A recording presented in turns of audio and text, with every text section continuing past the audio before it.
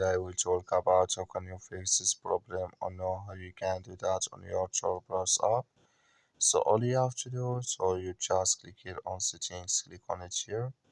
When you just click on settings, it's going to show for you this like this here. So then you go down here, just keep going down here. So then you just click here on apps, click on it here. Come to apps list here, and there you're looking for your browse app, or just click on search. Then here at your browse app, it's going to show for you like this. Click on it here. So then it's going to take you to this list. Click here on first stop, click on OK.